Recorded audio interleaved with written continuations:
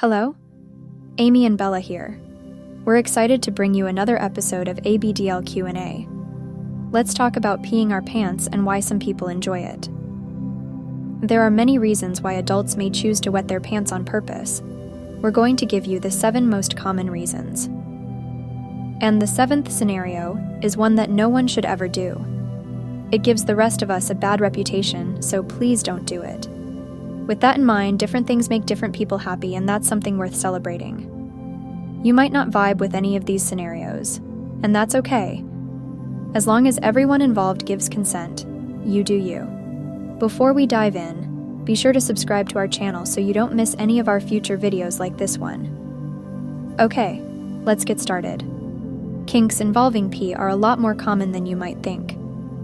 There is still a lot of judgment around it, so most people don't talk about it openly the way they would with BDSM or role-playing. There are so many ways that people enjoy this natural act.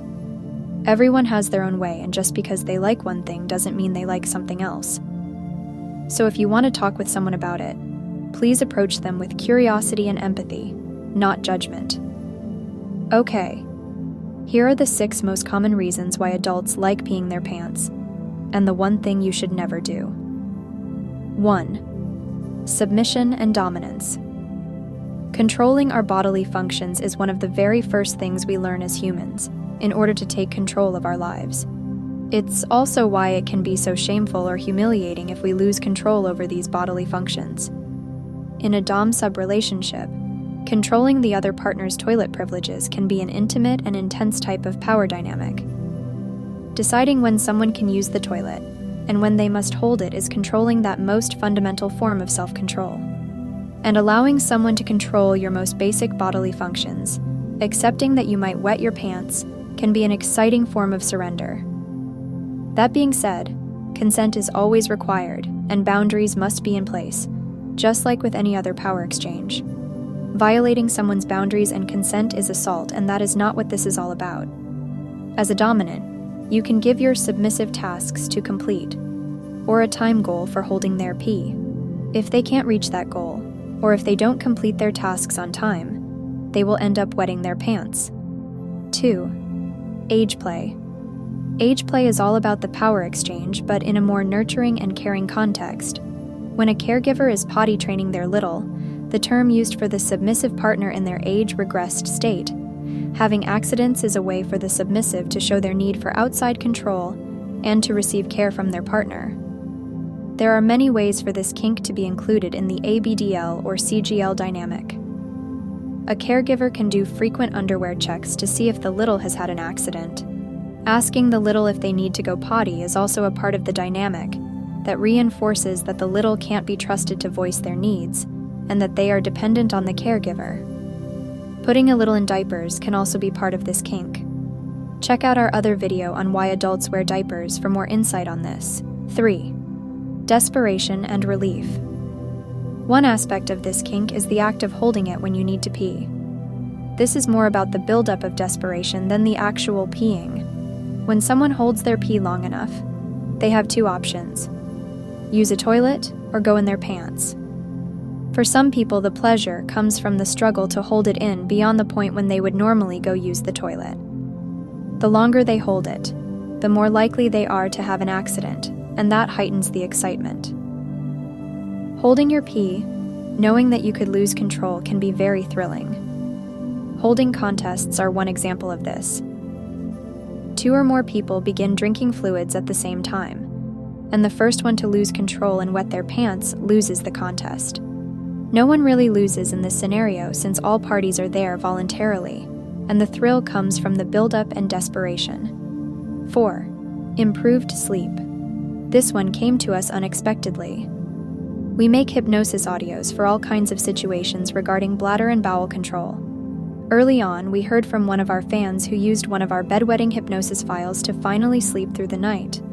He told us about how he normally wakes up a few times every night to pee, and how much that was ruining his sleep and negatively impacting his day.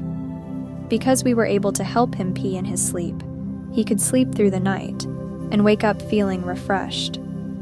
All he had to do was change a soggy diaper in the morning. Having an overactive bladder might be exciting in certain situations when you have this kink, but for it to genuinely impact your life like that is no fun. We are so grateful our hypnosis files could help this man sleep again. There are other ways to control an overactive bladder and minimize its effect on your sleep or daily life. This is just one way to do it without medication. And just to be clear, this is not medical advice. 5.